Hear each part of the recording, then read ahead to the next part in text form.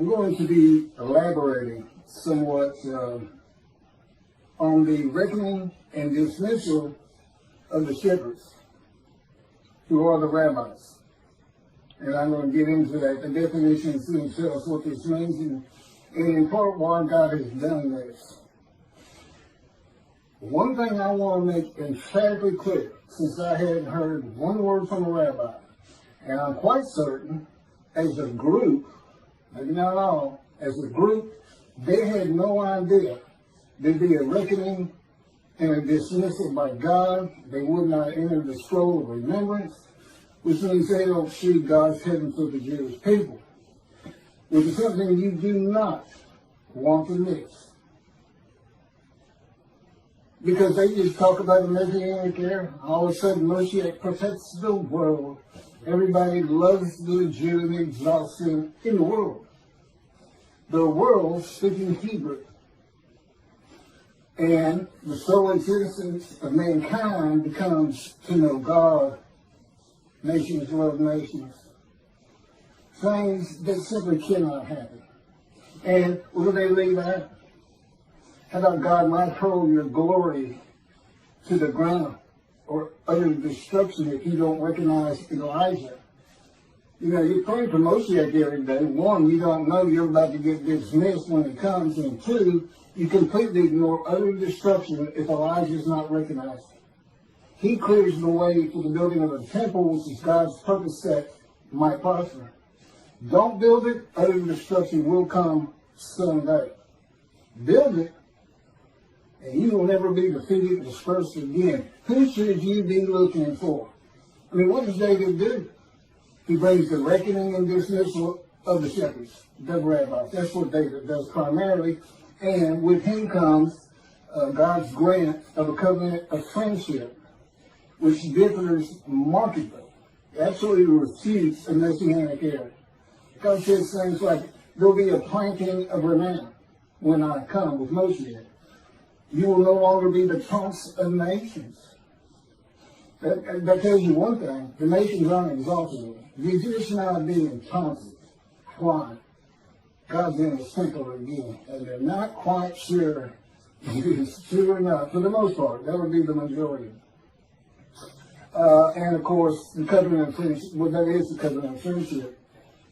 No longer dispersed. You will not be defeated, dispersed, the temple in your midst. The world will know God sanctifies Israel. That's what you get. You don't get perfection throughout the world. You don't get exalted throughout the world. If that's what God had intended, this is where he did written it, in the covenant of friendship. It absolutely refutes it. You got utter destruction, Malachi 3. You got your glory hurled to the ground, your power. If you don't assist God in recognizing that, that's what it says. He's saying, you know, who is this coming from? Adament, Gentile lands, Christianity. Who's this? You know, the people's no listen to him, and he's not happy about it, and he says it, I think it's verse 3, could be, he's stunned if he's not getting a response. Particularly, and I know why now, the mountain of evidence that has been presented to the Jewish people on these videos cannot be surpassed by any other man to come. I'm either him or he ain't coming. Which is it? God said he was coming. God's righteous servant. What was David? A servant who was righteous. Who was Elijah? Servant who was righteous. Who was Moses? Servant who was righteous. Who else? Who was missing? God's righteous servant. One description, 4 righteous servants. I am all 4 men. I just reposted it again. I have a verse-by-verse commentary solely showing how I and my life fits Isaiah 53 and explaining it. Explaining what he was wounded for our sins means. No man has ever been able to do that before me. Certainly not totally a sinner with his absurdity. An absolute absurdity. 6 million Jews died and then a lamb guilt offering. That's not even all of Israel. That's about 1/3 of Israel at the time. Nobody got long life. It looks like Hitler is the one who made the sacrifices. He didn't get long life. No one is made righteous because of it. It's an absurdity.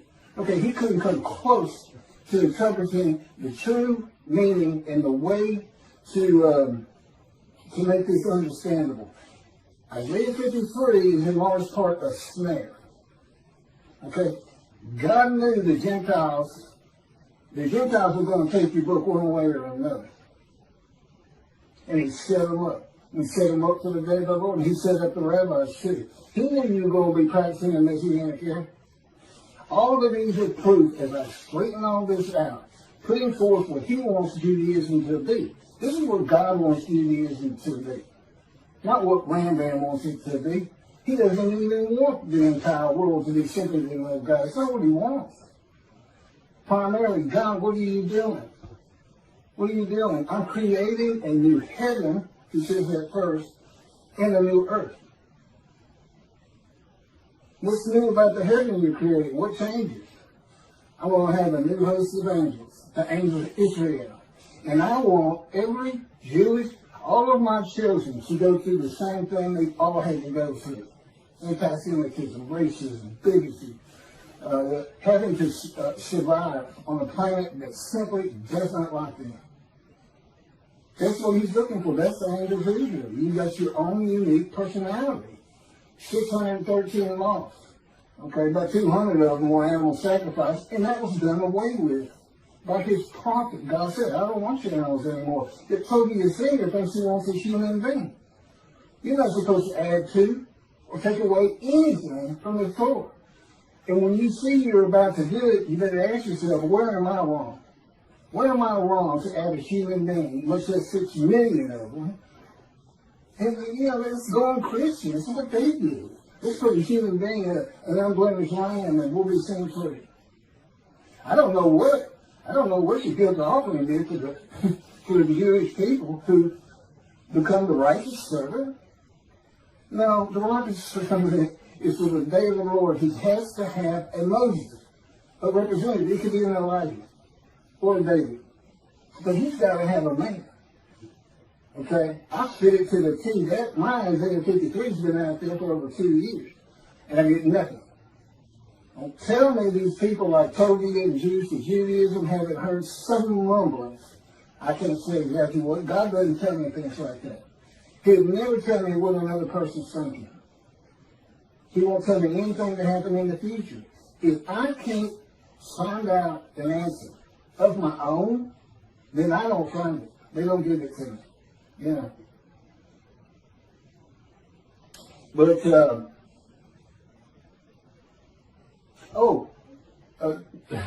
one of my first lessons, and this is for the rabbis who think God, this can't be, or he's not David. We're not reckoning with him dismissed. There's more pretend it's not there. Yeah, you're not going to heaven. Okay? There's every rabbi on the face of the earth. I would include religious leaders. Matter of fact, if I had my way, and I don't, I'd include the government because they're leaders. But let's get to this first. Because y'all don't know God like I know God. I've been with him for 13 years in the fire of refinement, punishment, chastisement, maltreatment, crushing, bruising, wounded. And it is constant and incessant. I will say this, I couldn't see it for about 5 years, but it has changed. I am such a different man today than I was. When this thing started, I was no more capable of handling the tasks that are before me, such as clearing the way for the building of the third temple, just talking in front of people. I was a lawyer, but I was a book lawyer. I didn't like talking in front of people. Matter of fact, I can't remember a time I ever had. I wasn't sociable. I was a loner.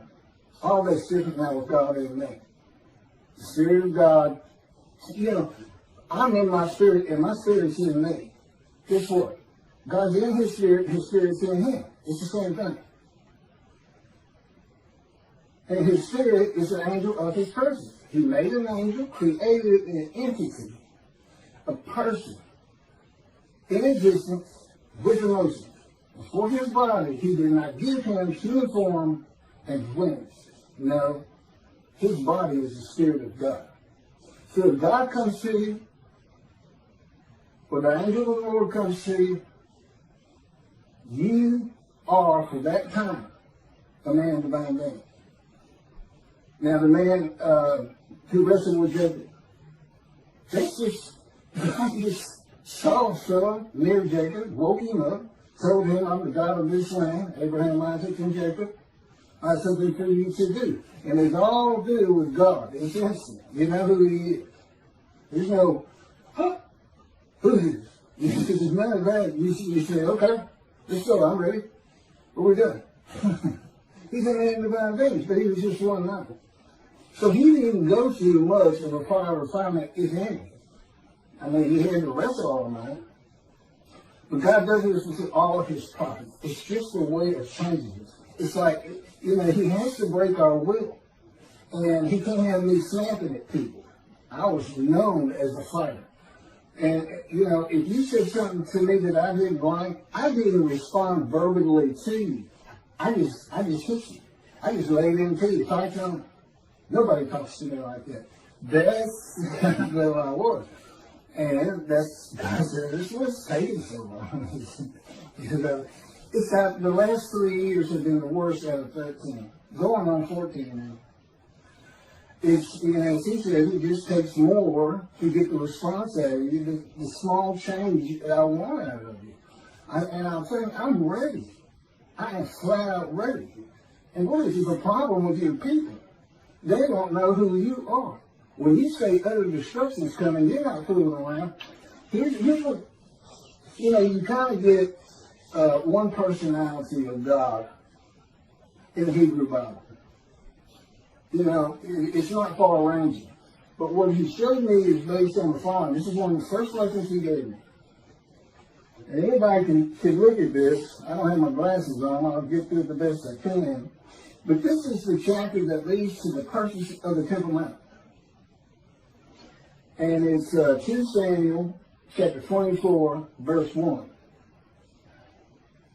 The anger of the Lord arose. Okay, I gotta get my glasses. Bear with me.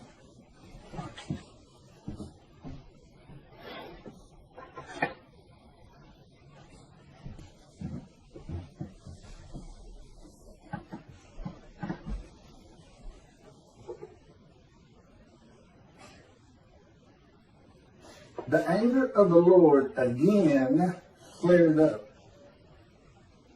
against Israel.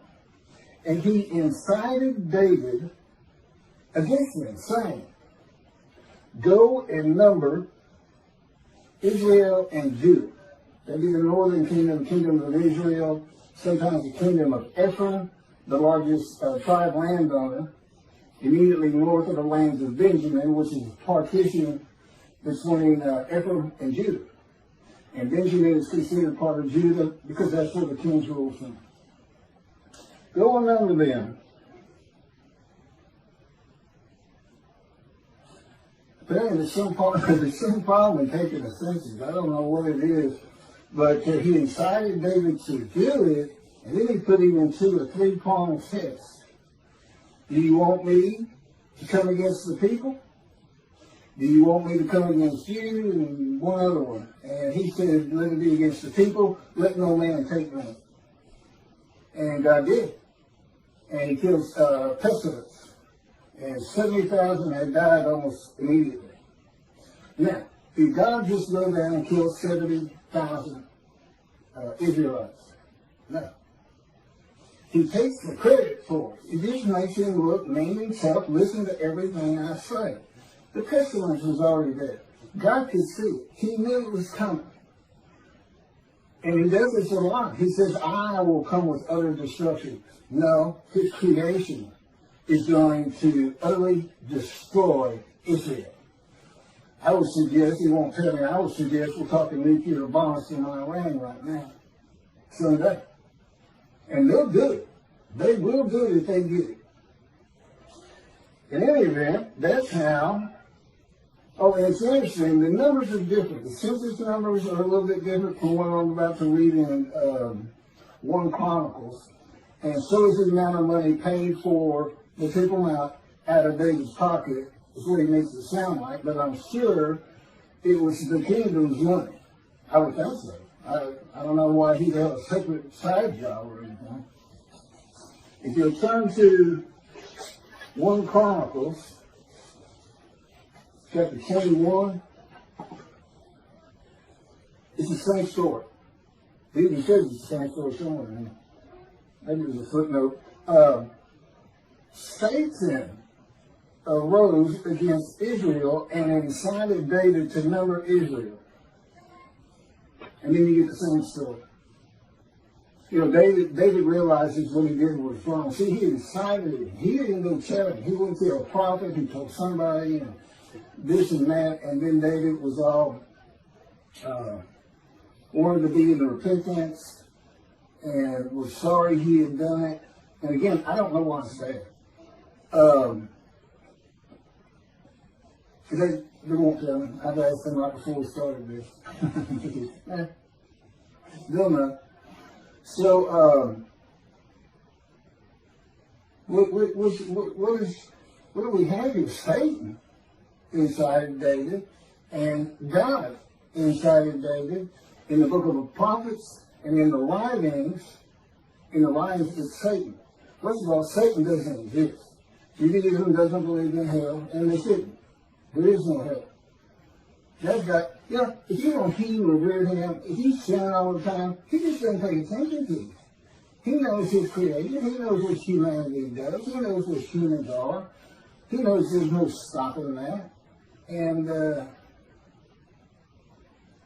don't know, you might say, didn't that such a place for Hitler? And that's he doesn't know. I don't think about him. He doesn't mean anything to me. But why is that in here? You would want to say, well, if I had to go either way, I'd say 1 Samuel is who you go with, because that's the book of the prophets. And I agree with that, except God wrote this whole book. He had a whole thing written. It's not just Torah. And don't forget that. It's not just the Torah dictated to Moses. If you, the book of Ezekiel, just as soon as Ezekiel wrote it, might not be the case, might not be all of it, but, you know, just go with that. Whoever the main character is, they wrote it for God, because if he's talking to you, and he's going to be with you quite a while, like in writing one of these big books of 70 chapters, you're going through the fire of refinement. Moses went through the fire of refinement. You know how you know? Because it breaks your will. It makes you humble. It takes anger out of you that you used to not be able to control. We saw with Moses, he killed a man. He was so angry. He was getting into fights. Then he runs away. He doesn't account for himself. He doesn't ask Pharaoh he doesn't repent. He runs away. He doesn't take account for his own actions. Not a good person. At the end of his life, it is said in the Bible, Moses was the most humble man on earth. God said, Keith, I put that in there primarily for you. So you would understand, you're not the only one that's ever gone through this. He says, you're tops. I mean, you're 4 prophets in one. Moses would be number 2 as far as the severity. But it took a man with that kind of anger, and Ezekiel had that kind of anger. He said, I want a spirit seized me, and I went in bitterness and the fury of my spirit in the hand of God. He's in the hand of God, but he's bitter and furious. I know the feeling. That's the fire of refinement. That is the key to understanding Isaiah 53 and those words. A man is wounded, chastised, brushed, bruised, now treated, so that I can go to those who are suffering guilt for sin and have the ability to make them understand God is here. Go to Judaism. Be observant. Stop sinning. Your guilt will go away. I offered myself to go through the fire of refinement so that I can remove your guilt. That's what it's all about. That's the first 6 verses, the witnesses. Wounded for our sins, bruised for this, crushed for this. Okay? And it's just for me to be prepared. Now, he didn't even ask Ezekiel. He didn't have to ask me. You don't say no to him. He's God. You don't say no. You say, okay. I said, okay, 1,000,000 times, I believe. But, so to explain this, God said, you can imagine a scale with the finest, goodest, nicest, kind, merciful person you could ever meet.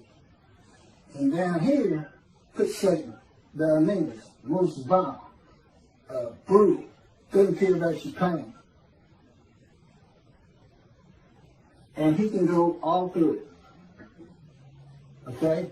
He literally decides what emotions he's going to have. Now, I'm in the fire of refinement, and I call this the black hat, this the white hat. This is what he taught me. And we have a lot of good times in here. I mean, there's a lot of white hat, and the Holy Spirit's always in the white hat. He can be a troubler sometimes, but it's kind of set up by God, where he's sent to the sight thing. And then the black hat. This is where he is with me most of the time. The style of time. We get over here. We get over here. The point is, he's not just listen to what I say, or I'll put a pestilence on you. If you don't stop sinning, I'm going to exile you. I'm going to take your temple. That would be someone over here. Not necessarily to Satan, but he said that's why that was written that way. So I can tell you about it. But he's really, I mean, when he's flat out in the middle, I just love that personality. It just does me well. So he wants me to tell the Jewish people about him. And my story, there's a lot I can't get into. I mean, he told me two things right off the bat. One, I don't care about your pain. And there's nothing I won't do to get you ready. There's no role I won't think to. I will lie to you. And yeah, I know it says God doesn't lie. In the fire refinement, he does. Anything to incite me. That would come under chastisement. Wounded, slamming me to the ground. He broke my chin open 2 or 3 times. Cracked my skull. I got a nervous bad. Black eyes, skin off my face. That's wounded. And, you ask yourself, what is this really doing to change me? But it eventually do it. I still don't understand it. I told him I never understand it. But indeed, it's working. So, for the rabbis, if you think by ignoring me with the amount of evidence God has put before you, I mean, he planned this entire book before he made creation and selected his chosen. The entirety of it. That's why you only see angel of his presence and Holy Spirit one time. Judaism says Holy Spirit's not a person. There's plenty of evidence in the scripture that he is, and I can tell you personally he is. And he's a great little person too.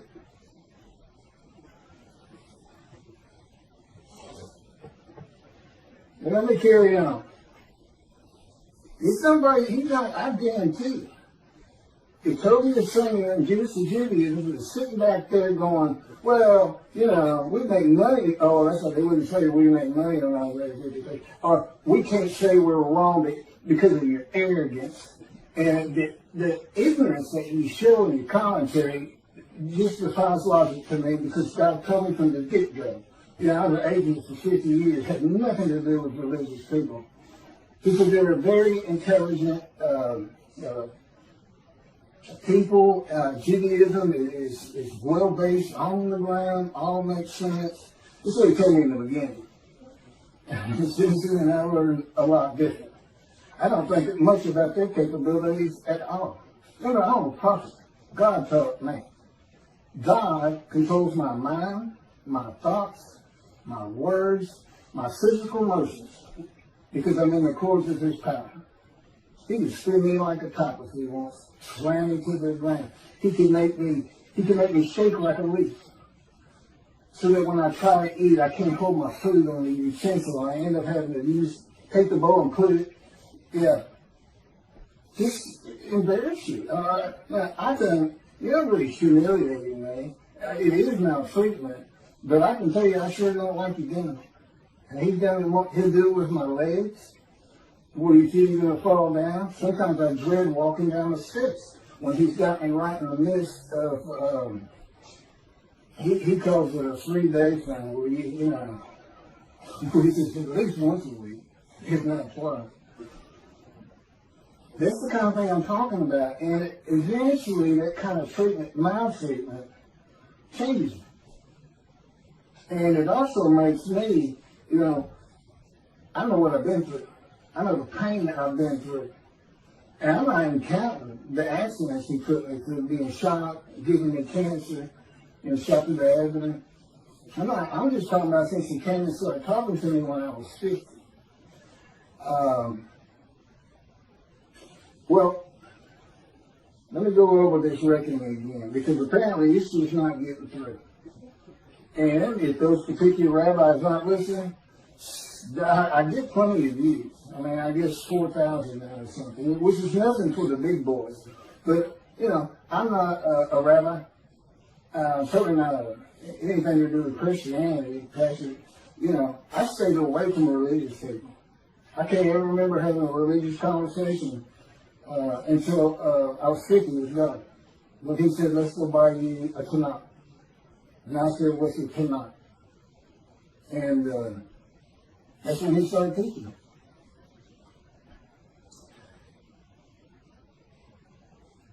First said, apparently this, I don't know the answer to this. I'd love to hear it. Why don't you know about this? Thus said the Lord God, I am going to deal with the shepherds. I will demand a reckoning of them for my flock, and I will dismiss them from tending the flock. Then I will appoint a single shepherd over them to tend them. He shall be a shepherd to them. I, the Lord, will be their God. My servant David shall be a ruler among them. Not a king ruling over them, among them. In the Mishnah Torah, Brandon's got 2 chapters on King David, and he's making every bit of it up. He's thinking, what would the Davidic dynasty be like today? And off he goes. None of it's in the Bible. None of it. King Moshiach will study Torah all the day and all the night. No, he doesn't. Not even close. That's it. They got the Torah down. I know enough about it. It's not like I haven't read it, but it's not like the prophets. Antecedents to the writings.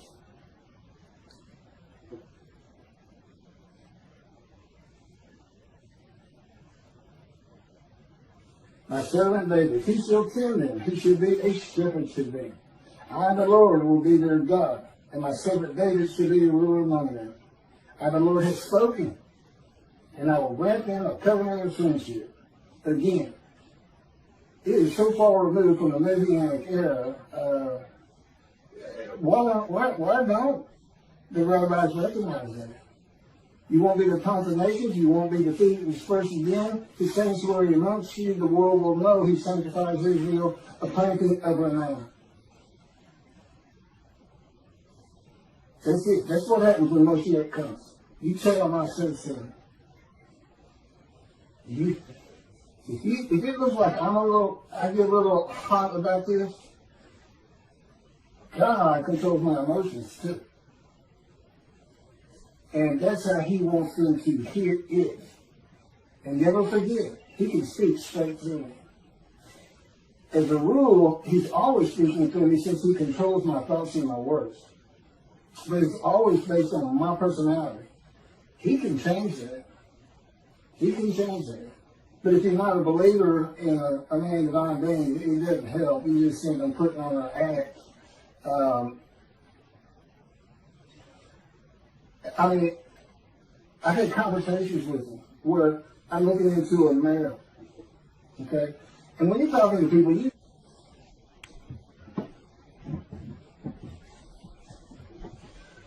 You know what your demeanor is. You know what you're sounding like and what you look like. And I'm looking at a mirror, and again, according to His power on me, I really had a conversation with Him. And I'm looking in the mirror, and that's not who I am in that moment, and it's not what I sound like. And this is my lessons. I had lessons all day long, and I had for 13 years. I mean, He's doing something with me all the time. And primarily, again, it's controlling my mind is based on my capacity as Elijah to teach you how you can think in heaven. Your spirit reads your mind. Okay, your mind takes in, your mind gets electrical impulses, little chemicals, different tissue, and it takes in what eyes can take in and what ears can take in. Your person is the spirit and you. Spirit and soul. And together, spirit and soul form a person. The soul's kind of like the DNA of who you're going to be. In heaven, you're going to have that mind. God becomes the information of your mind. And He can do it for everybody in heaven. That's why He said, before you pray, I will answer. Because He's the one having you think, I'm going to pray. And you won't remember the things of the past. That's a whole other discussion. But I have all that information because I'm Elijah. There's a reason He took him up specifically and nobody else and sent him back. It's a public proof of who I am outside the fact I fit every verse of Isaiah 53. Outside the fact I'm the only man who's ever been able to explain Isaiah 53. The fact that despite your greatest minds, Judy's your Judaism, Toby your Sanger, and everybody else who makes commentary on it, have never been able to figure it out. You can't figure it out if you're not the righteous servant. And I couldn't see, I read it the first time, I said, what is it? I said, who do you think that is? I said, I have no idea. He said, that's you. I said, okay. This is in a verse 2 years, I can't remember exactly when. Okay, now these words are used. My servant David shall be king over them. Be one shepherd for them all. King, prince, shepherd means leader. That's what it means. I won't be getting to that. This leader, this is words of leadership. It's not a Davidic kingdom. God knew all things from the beginning, and He knew when He had the day of the Lord, Israel would be a democratic free country. There's no place for a kingdom. You want a kingdom, go live in Saudi Arabia. They shall follow my rules and faithfully obey my laws. Thus they shall remain in the land which I gave to my servant Jacob, and in which your fathers dwelt. They and their children and their children's children shall dwell there forever, with my servant David as their prince for all time. That would be the line of David. Through Solomon. Solomon had the same covenant with God. And the first people to read this are in antiquity. They understood king and prince. And back then, I can't fault Rambam too much, but today we know better because it's a democratic country. As you said, not Middle East, I guess, you got the most kings and kingdoms anywhere in the world, but anyway, God knew. He knew Rome was going to destroy the second temple. The dispersal would occur. The diaspora began, which is away from the promised land. And He knew they weren't going to come back of their own, but that, and He didn't cause it, despite what Toby the Sinner says, but that the world would drive them back one day. He knew it was going to be ugly. But, and He said, well, why didn't you come help? Why didn't you come back? You're not supposed to be out there. You got to learn your lesson. That's some black cat there. You see that? Don't forget, He is a celestial being. He is not human. He has emotions, but He can actually operate His emotions. Whereas we can't. We can't see it.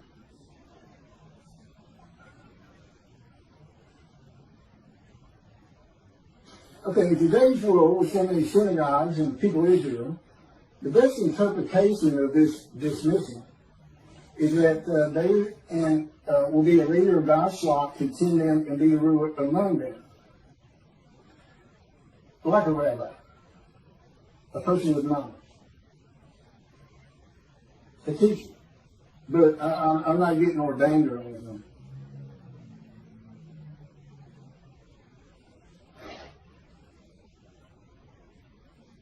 Okay, reckoning. This is what reckoning means. It's the avenging or punishing of past mistakes or misdeeds. Teaching messianic here. I mean, you just not putting your thinking hat on. That was for antiquity, Middle Ages, but this, resurrections of the dead, the 13th fundamental principle of Judaism by Rambam. We believe in the resurrection of the dead. Do you really? Do you really? Are you telling the truth in that part? We've gone through the age of medicine, science, knowledge. We know you cannot resurrect a human being from dust. They had to be conceived and born, period. And there's never been a virgin. God was graceful. You should hear about how he tears that apart. That woman with child, Isaiah's concubine, he's married to the prophetess, and this child, Emmanuel, doesn't learn right from wrong until he's 9 years old. My question is, why isn't he Jesus?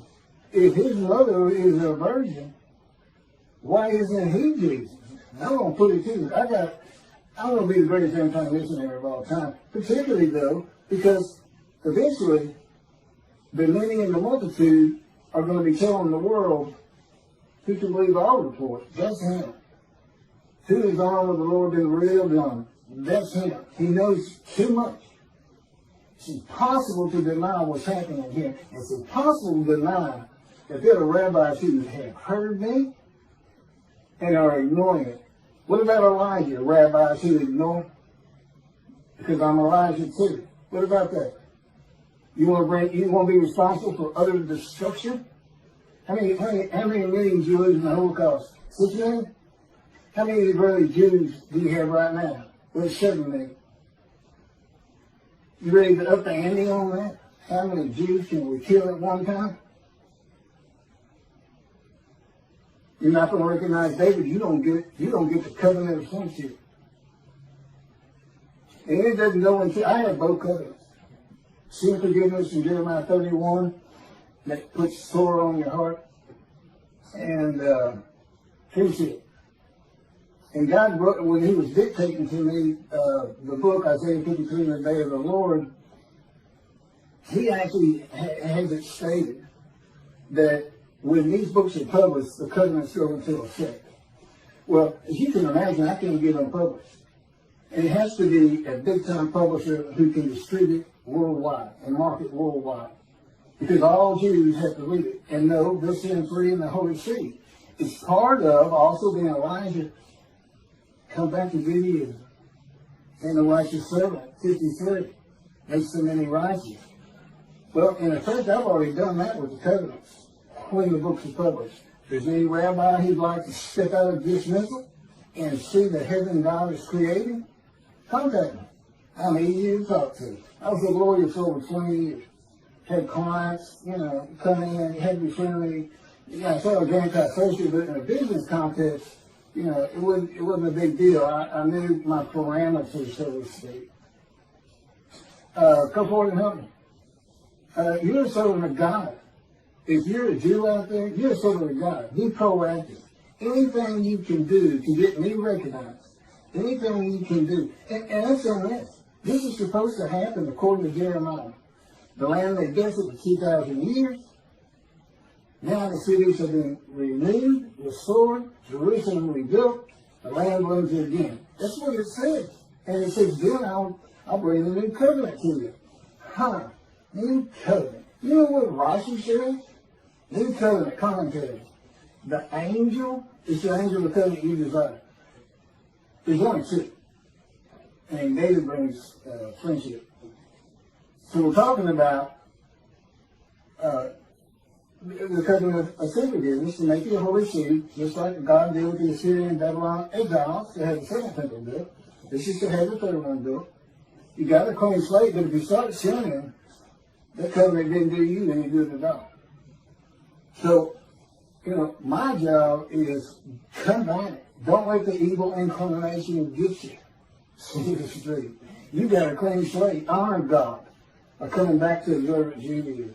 See, I got all kinds of pulls to help refill the synagogue, to grow every year instead of decline every year. And part of it is you got to change things like a resurrection of the dead.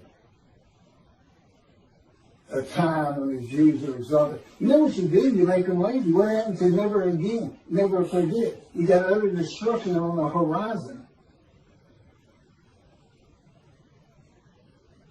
I had no idea when God might just say, that's it. I've given them enough. They won't respond. I'm leaving. And utter destruction will come to them.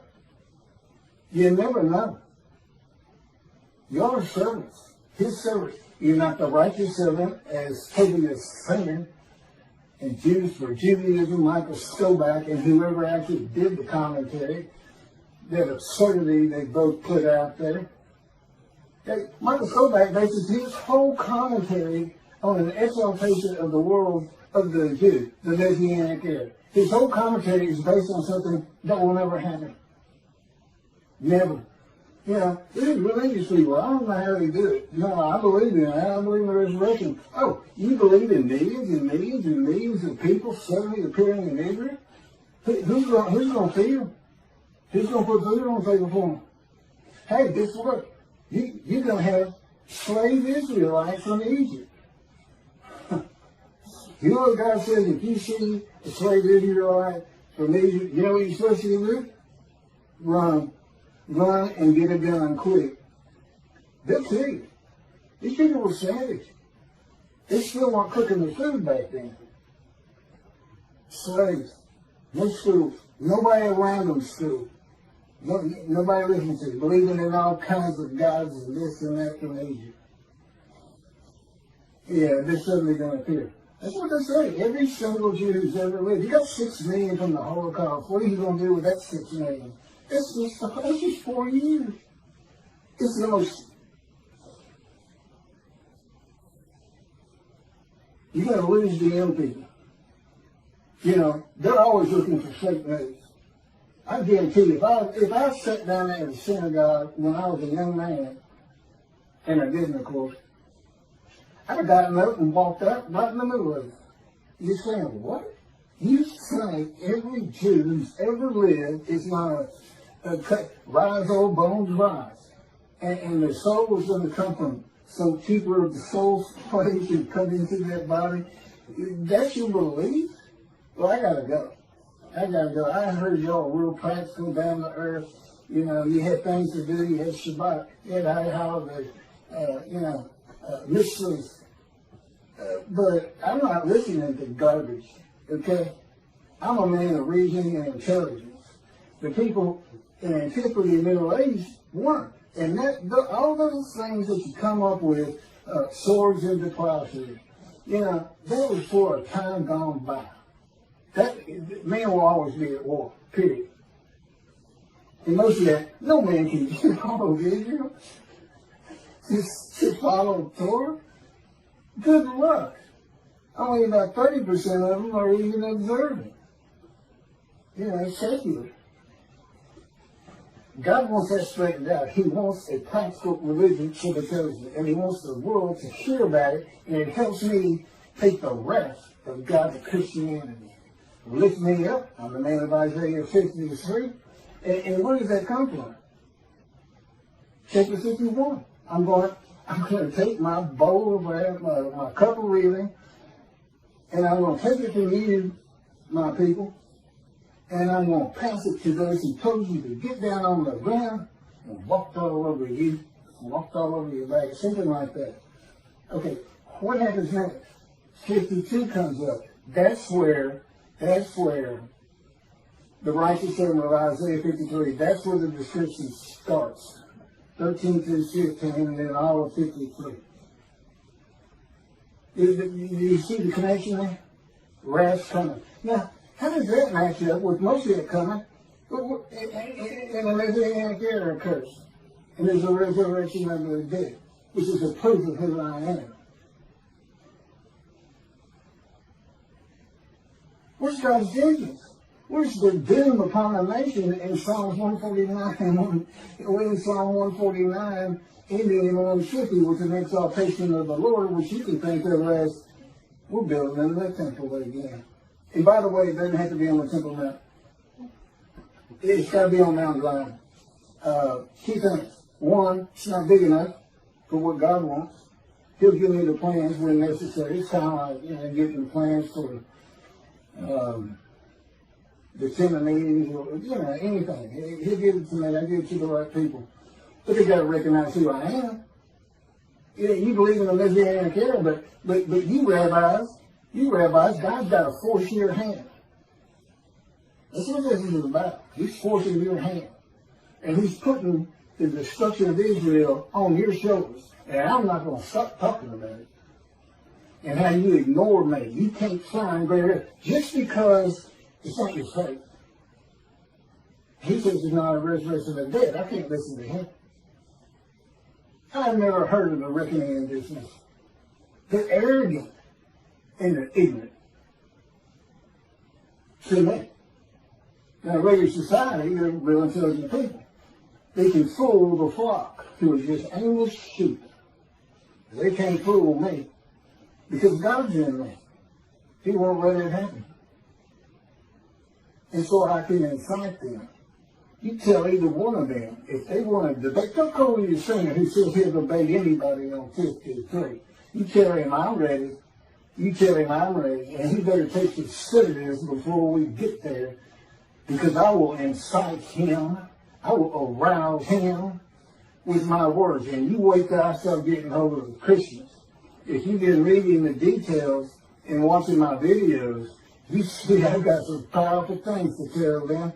And I will not hold back. Remember, I'm not the most humble man in the world yet.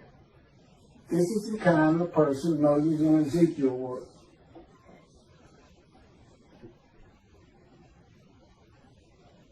Reckoning, the avenging or punishing of past mistakes and misdeeds. It's not just the Messianic era. How about these two, Toby and Stowback Juice's ears? I can't imagine they really believe what they're saying. They probably had to work and work. How can I explain this part? Toby's singers, it just scares me because in the beginning, I really thought so highly of it. Years and years ago when God started teaching me, I was listening to the radio show, and I was learning things from him. He's got a lot of knowledge, but his capability of reasoning is at the level of antiquity, where there was no reason. Everybody lived on emotion because you learn how to reason in school. Maybe you just went to a yeshiva and didn't have to figure out math and other things that teach you. You don't use it, but it teaches you to reason. Okay, I got to get off this thing. Why is shepherds a metaphor for rabbis? In case they think there's a little wormhole there to get by there. Well, shepherds doesn't necessarily mean rabbis. Yes, it does. The term rabbi in the original Hebrew means a teacher. In pursuing that calling, individuals have responded to the various needs of their Jewish community. In addition to the literal meaning of the word rabbi, Jewish tradition views the three Hebrew letters of that word to represent an acronym. The abbreviation translates to shepherd of the children of Israel. The shepherd is the dominant leadership. Remember, leadership, king, prince, shepherd. Is the dominant leadership metaphor in the Hebrew Bible. The role of the shepherd was a cornerstone of the Hebrew economy as sheep provided key staples of wool, meat, and other commodities. God's choice of the shepherd as a leadership metaphor made sense for a nomadic society depending on sheep, goats, and cattle. Okay, the question, why all of the rabbis, even those without flocks, those who don't say anything about an Messianic era, still part of the religion they call their own? God is not pleased with the teaching of the rabbis of the day of the Lord, which is none, and their reliance on the opinions and commentaries of the sages and rabbis from the ancient age and Middle Ages. There are many inconsistencies and errors in what the sages and rabbis say and what the scripture says, and of course, they have not gone through the age of science, medicine, knowledge, communication with the internet. There's a whole different group of people. You got to know how to read the Bible. Talmud, Jews to Judaism. It's written first scientifically in the Middle Ages. The saints in there just as well. There's plenty for the day of the Lord. And never again, never forget what the world will do to you if you don't heed God's prophet. They won't do to you point. Even if there's no prophet, and particularly if there's a prophet, because God is performing this video, God himself. And I'm sure that's a strange concept to them. They don't know. And that's why they're so arrogant. And just remember what God says he's going to do to the Christians. I will pull you down from your cliff dwellings for your arrogance. Yeah, he doesn't care for arrogance. He doesn't care for it a bit. He doesn't care for people who ignore his prophet. Remember, I say you don't care. You say, oh, God cares about everybody, loves everybody. If you haven't lived with him and gone through a fire or fire, I feel like he absolutely hates me a good deal of the time. Because I feel I'm arrogant. Why? How much more can you change me? And it's like, are you the most humble man on earth? Yeah, it can be fun. I shouldn't laugh and give him, they're okay on that. It was kind of funny. That may have been the Holy Spirit. God says the anointed one is the shepherd, king, and prince of the flock, not of the promised land and all his people and protecting the world. Rambam removes God's word and replaces it with Rambam's word. The anointed one is the king of the lands, and people will have a kingdom basically ruling the world. What it sounds like.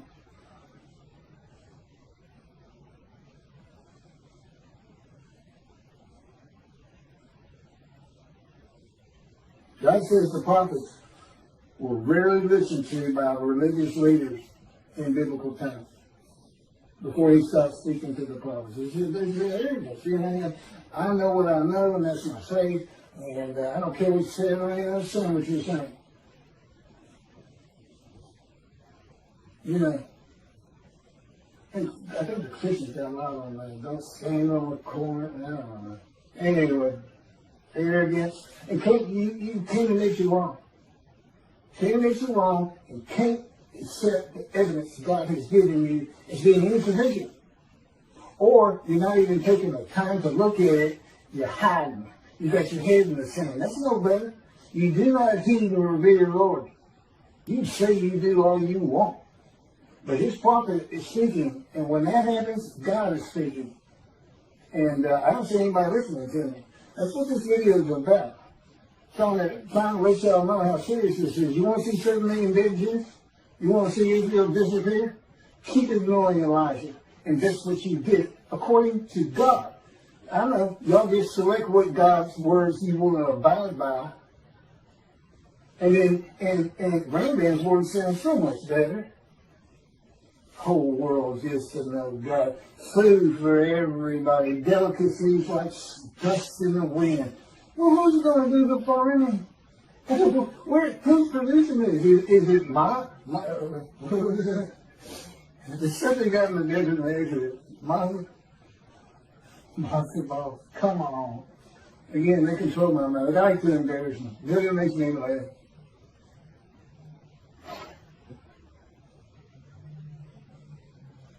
Okay, all this comes from God, by the way. Interpreting and teaching what God actually says will not bring in any donations for the reason that the flock will want to know why God is going to have a reckoning with them and dismiss him. They will want to know what the sages and rabbis have done to anger God. The rabbis must learn how to read God's book, the Hebrew Bible. The two books he dictated to me explain what all that means. They must be read and taught to remove the dismissal. And if you're not a leader, if you're just an observant Jew, you go to synagogue and all this and everything, tell everybody you know. You're a servant of God. And his words come from me. This is when it's supposed to happen, unlike Jesus. He prophesied 5 times when he was coming back, and every one of them was false and fake. He didn't come back. He's gone. He's a myth anyway. He doesn't exist. If you see a Christian and they want to ask you what you think about Jesus, tell them he's a myth. Don't tell them, oh yeah, he was fine. I hear this all the time. He was a fine Jewish, learned man. But I don't believe that he died for my sins. No, don't do that. He's a myth. He's not real. God has an excellent argument on that is put together in the book and is also on videos. It has to do with the sins of the deceased souls.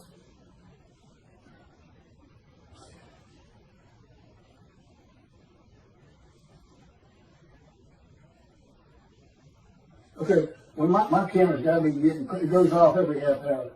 I'm going to just keep reading as fast as I can. I don't think I'm going to be able, but I'm not, that'll be the end of this video, which will be about an hour long.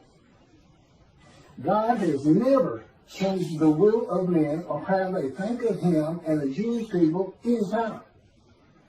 Any exaltation the Jewish people receive from the world will come through the efforts of God's righteous servant. That's me. But with him in control of everything I'm doing. As directed and commanded by God as he did with Moses. Moses was a man divine being. I am God's servant David, the only shepherd of the flock God recognizes, and my unwritten purpose. We know what the written ones are. Let's see what Elijah's clearing away, recounseling families back with Judaism, God's righteous servant, making the man righteous. You mentioned the prophet like Moses. You're talking about somebody who will write his words and speak his words. Nobody's in bondage today, and that's the other thing he did. Elijah, ask him about heaven.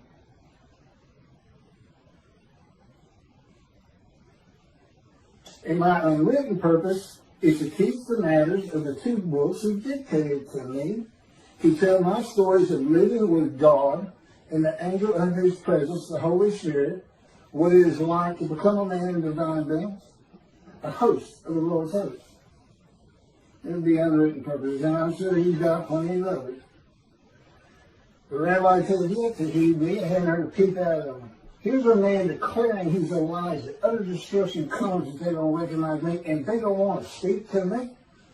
They don't want to get through books and read them. I know Toby has for the most part, because nobody from Israel's read them. I'd be too embarrassed. And in his arrogance, in his popularity and stardom, he's not even checking it out. Total disregard for utter destruction and death. But today, 7 million Israeli Jews. Utter destruction. It doesn't mean learning to, yeah, some might get out. Good luck making it over to Europe. If they're going to nuke you, they're going to have you surrounded at the same time. It's about time they read God's books. It's scripture. It's not canonized. It may be one day. But it's scriptures divinely received, verbally given to me. Keep your computer. Write this down.